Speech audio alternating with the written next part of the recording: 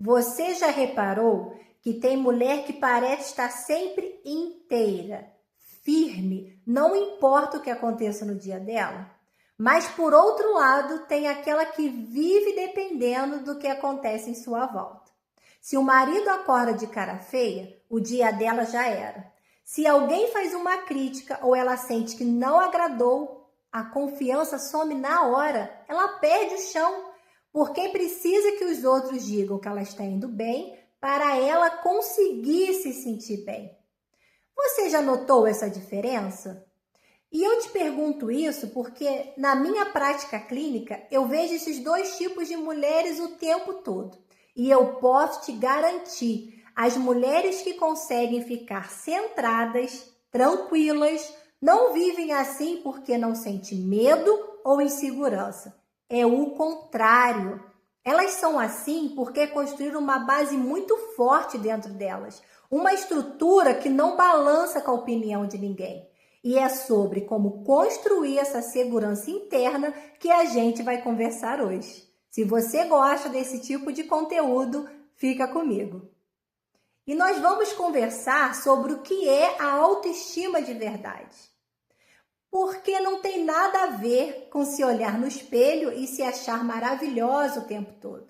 Esqueça essa ideia. Na psicanálise, a autoestima, na verdade, é a sua voz interna, é o diálogo que você mantém 24 horas por dia.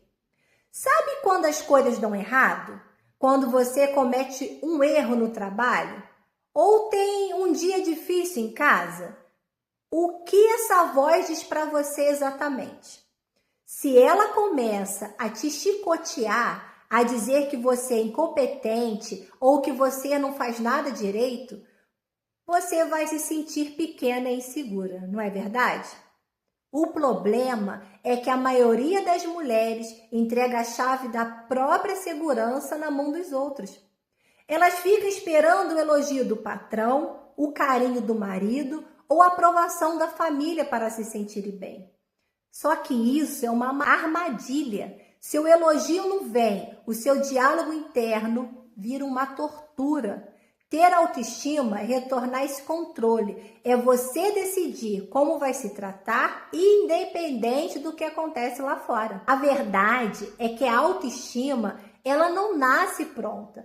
Ela é construída todo santo dia, pelo jeito que você se escolhe se tratar. Principalmente quando ninguém está olhando e quando as coisas dão errado. É sobre decidir ser a sua melhor companhia e não ser a sua pior inimiga. Mas aí você pode estar se perguntando, Andréia, como é que eu recupero ou finalmente consigo ter essa autoestima? Não é mágica, não é do dia para a noite, é uma construção. E para te ajudar a começar esse caminho, agora eu vou te ensinar 4 hábitos práticos que vão mudar a forma como você se enxerga e como o mundo te trata. Preparada? O primeiro hábito é fazer uma faxina no seu diálogo interno. Você sabe por quê? Porque o seu maior inimigo não está no mundo lá fora. Ele mora bem aí, entre as suas orelhas. É o que eu chamo de tribunal mental. A maioria das mulheres vive como um juiz interno, que só aponta erro, que só se cobra a perfeição. E que nunca acha que elas fazem o suficiente e querem sempre fazer mais. Pare e pensa um segundo. Se uma pessoa falasse com você do jeitinho que você se cobra mentalmente, se ela te chamasse dos nomes que você se chama quando erra, você ainda seria amiga dela? Com certeza não. Você já teria cortado relações há muito tempo. Então, por que você aceita esse tratamento vindo de você mesma? A autoestima de verdade, ela nasce quando você percebe esse juiz aparecendo e decide na hora, eu não vou mais me tratar assim. Se você não for o seu próprio lugar seguro, ninguém mais vai ser. O segundo hábito é aprender a dizer não, sem se sentir que está cometendo um crime. Muitas mulheres acham que ser uma pessoa boa é dizer sim para tudo, engolir sapo e se moldar para não desagradar ninguém. Elas acham que isso é bondade, mas na verdade é medo. Medo de ser rejeitada ou de ficar sozinha. Para você entender melhor, imagine que a sua autoestima é como se fosse uma casa. E essa casa, ela não tem muro. Qualquer um entra, bagunça sua sala, pega as suas coisas e sai quando quer. Quem não coloca limites não constrói autoestima, constrói exaustão. Aprender a se posicionar não é ser rude, ignorante, é apenas avisar para o mundo onde o espaço do outro termina e o seu começa.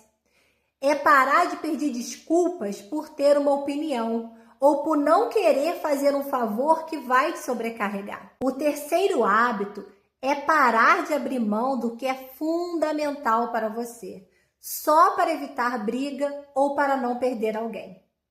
Sabe aquela mulher que, para manter o casamento de pé, vai ficando quietinha, se anulando, aceitando que fere os seus valores e se moldando ao que o outro quer? Ela acha que está salvando a relação, mas na verdade ela está se abandonando. E eu te digo isso com a experiência de quem vive 27 anos de um relacionamento na prática. Nenhuma relação de verdade se sustenta se você precisa se apagar quem você é. Muitas mulheres acham que se anular é um ato de amor. Mas se você se apagar para não ter conflito, você não tem um casamento real. Você só tem uma fachada, e uma fachada que não aguenta o peso da vida de verdade. A grande chave aqui é entender que quando você não se abandona, você ensina o outro como quer ser tratado. Se você aceita tudo, você ensina que o outro pode tudo. Ter uma base sólida não é ser perfeita ou nunca balançar. É preferir o desconforto de uma conversa difícil, mas colocar limites claros, do que uma dor silenciosa de viver uma mentira. Salvar o seu casamento começa por você se respeitar primeiro. E para fechar, o quarto hábito e o mais desafiador é aprender a ficar, mesmo quando tudo dentro de você manda você fugir. Sabe o que eu mais vejo nas minhas consultas? Mulheres que desistem de tudo na primeira frustração. O curso ficou difícil, ela para. O marido deu uma resposta atravessada, ela já quer jogar a toalha ou se trancar no quarto. Ela acha que se está doendo ou se está chato é porque não é para ela. Só que a sua segurança, ela não cresce no conforto. Ela cresce quando você prova para você mesma que dá conta de passar pelo dia ruim, sem se quebrar inteira.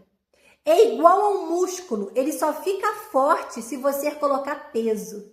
Se você foge de todos os problemas, você nunca vai ser uma mulher segura. Ter uma base sólida não é ser perfeita, é ter a teimosia de não se abandonar, só porque o momento está pesado. É olhar no espelho no meio do caos e dizer, está difícil, mas eu não vou arredar o pé daqui.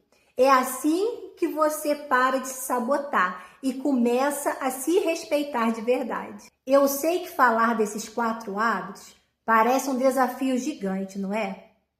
E a verdade é que ninguém muda do dia para a noite. É um treino diário.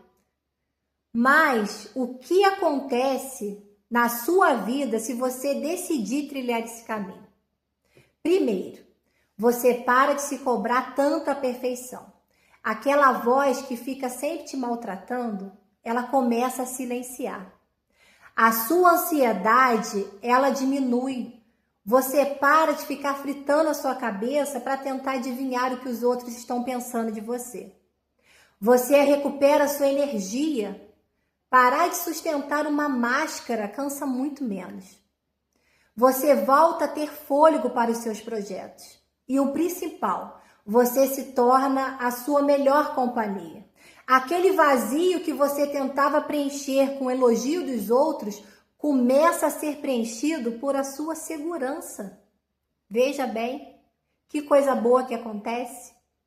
Você deixa de ser um rascunho do que os outros esperam para escrever a sua própria história. Que maravilha!